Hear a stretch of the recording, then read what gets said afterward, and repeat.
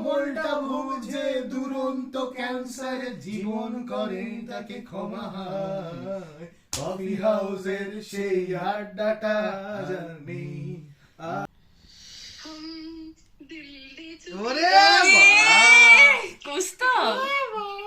ছোটবেলা থেকেই বন্ধু শব্দের অর্থ আমরা সবাই অল্প অল্প করে বুঝতে শিখি। সে আসার পরে সেটা আরও উপলব্ধি করলাম, যার সামনে তুমি মন খুলে হাসতে পারো, যে তোমার প্রত্যেকটা বিপদে তোমার পাশে থাকবে। দুই দেশের মধ্যে সময়ের ব্যবধান বা দেখা করতে পারছি না এইসব অজুহাত দেখিয়ে দূরে সরে যাবে না, মন থেকে কাছাকাছি থাকবে, সেই আসল বন্ধু।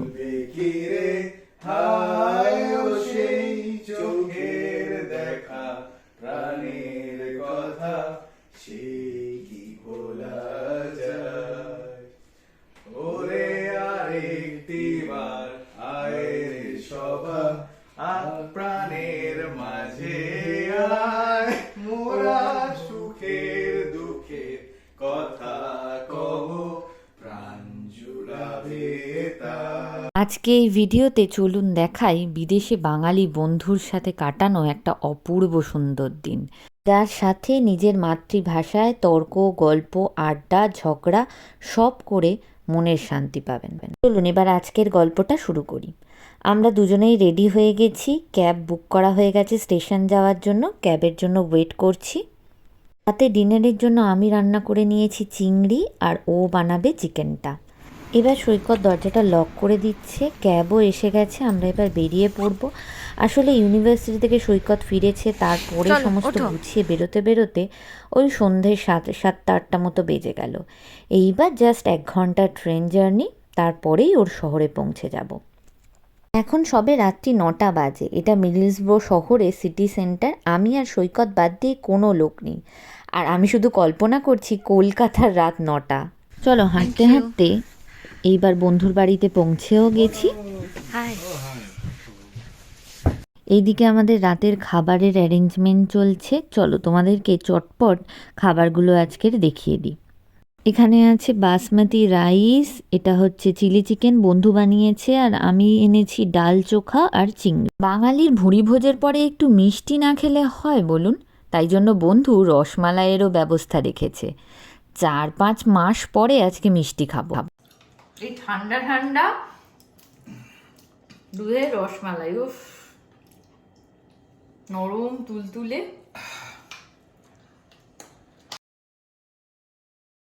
পরের দিন সকাল হতেই আমরা বেরিয়ে পড়লাম বাজারে যাওয়ার জন্য, কারণ আজকে আমরা ঠিক করেছি মাছ খাবো।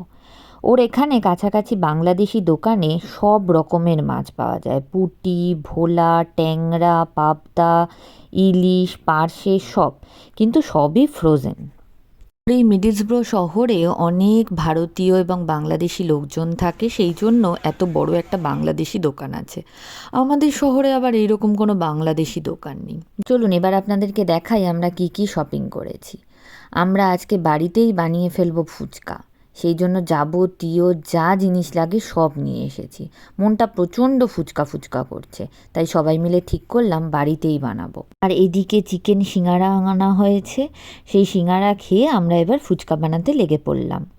এখানে গোলগাপ্পা মশলা, পানিপুরি মশলা আছে, কিন্তু আমরা কি খাচ্ছি?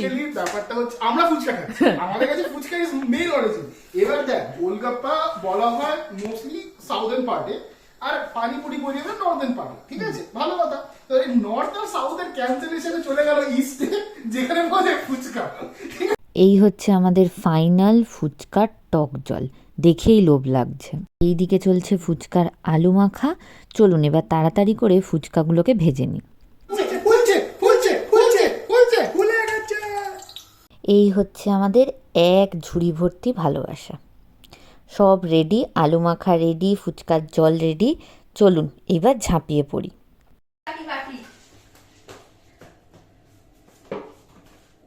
কটা হলো বন্ধু? হ্যাঁ, 10 কটা। আমাকে একটু দেখে আসো, কারণ আমি পুরো লক হয়ে যাচ্ছি কিনা ওর সবটা।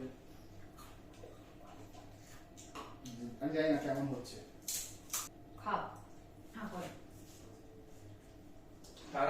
ফুচকা খেতে খেতে গল্প আড্ডা গানে জমে উঠল আমাদের সন্ধেটা। এরপরে তো ডিনারের ব্যবস্থা করবই, অপেক্ষা করুন, সঙ্গে থাকুন। প্রাণের মাঝে আয়, মোরা সুখের দুঃখের কথা কব, প্রাণ জুড়াবে তাই। মোরা ভোরের বেলা ফুল তুলেছি, দুলেছি দোলায়, বাজিয়ে বাঁশি গান গেয়েছি বকুলের তলায়। আয় আর একটিবার আয় রে সখা, প্রাণের মাঝে আয়, মোরা সুখের দুঃখে কথা কব, প্রাণ জুড়াবে তাই। এইবার রাতের ডিনারের জন্য আমরা বানাবো মোমো। মোমোর ভিতরে চিকেনের পুর যেটা দেওয়া হবে সেটা রেডি করা চলছে। আমি এদিকে ময়দাটাকে পাতলা পাতলা করে বেলছি মোমো বানানোর জন্য। এবার এখানে সৈকত মোমোর ওপরে নিজের শিল্পকর্ম দেখাতে ব্যস্ত। মোমোকে কিভাবে র্যাপ করা হবে সেই নিয়ে তো আমাদের তিনজনের মধ্যে প্রায় তৃতীয় বিশ্বযুদ্ধ শুরু হয়ে গেছিল। না ডান দিক থেকে না বাঁ দিক থেকে কোনোভাবেই মোমোকে আমরা কিভাবে র্যাপ করব বুঝতে পারছিলাম না। ইউটিউব দেখে টেখে বুঝলাম এ বহুদিনের প্র্যাকটিসের ফল। যাই হোক, আমরা ওই পিঠেপুলির মতো করে কিছু একটা করার চেষ্টা করলাম। এবার মোমোকে স্টিমে দেওয়া হলো। স্টিম করে এত সুন্দর খেতে হয়েছিল বলার মতো না। হ্যাঁ, হয়তো কলকাতার দোকানের মতো নয়, একেবারেই নয়, কিন্তু আমরা দুধের স্বাদ যথেষ্ট সুন্দরভাবে ঘোলে মিটিয়ে নিয়েছি। আমরা তো স্যাটিসফাইড। এবার আমরা সবাই মিলে বসে পড়লাম আন্তাক্ষরী খেলার জন্য। চলুন আপনাদের সাথেও কিছু ক্লিপ শেয়ার করি। 10 9 বাজেটা 8 যা ইচ্ছা গাও, 7 সেই ফার্স্টে ওইটা হলো। তাহলে তো আসবে না, তাহলে তো আসছে না।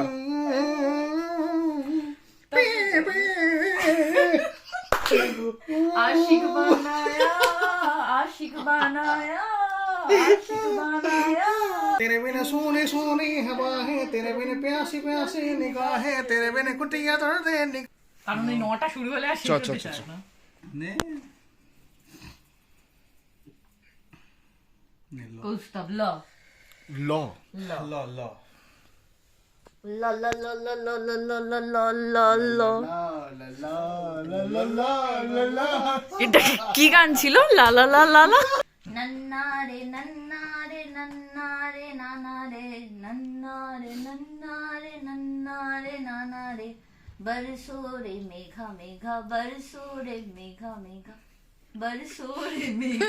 তারপরে লাইন জানে না। इस प्यार का एक नगमा। ইস প্যার কা নগমা, এটা তো এক প্যার কা নগমা ছিল। अरे इस पर्टिकुलर एक पर्टिकुलर तो মানুষ গানের মাঝখান থেকে গায় শুনেছি, কিন্তু মানুষ শব্দ পাল্টে গায় তোকে না দেখলে জানতে পারতাম না। চলবে না, এটা চলবে না। একেবারেই না। আচ্ছা ছোটবেলায় গান শুনেছিস? স্টেশনের রেলগাড়ি বুঝুন কি খবর ভাই? ওটা অডিয়েন্স অডিয়েন্স বললে অডিয়েন্স যা গান মনে পড়বে লিখে দেবে। সেদিনের মালিনে, তারপর একটা ইনস্যুরেন্স, তারপরে ঝ্যাক করে এটা টোনটা উঠবে। কত স্বপ্নের রোদ ওঠে ওই কফি হাউসে, কত স্বপ্নেও মেঘে ঢেকে যায়, কত লোক এলো গেল, কত লোকই আসবে, কফি হাউসটা শুধু দেখে যায়, কফি হাউসের সেই আড্ডাটা আর নেই। প্রথম একটা মজার ভিডিও শেয়ার করলাম। আমি চেয়েছিলাম যতটা পারবো ভিডিওটাকে র রাখবো। আশা করছি আপনাদের ভালো লাগবে। ভিডিওটা যদি ভালো লেগে থাকে তাহলে প্লিজ চ্যানেলটাকে সাবস্ক্রাইব করে দেবেন। Thank you.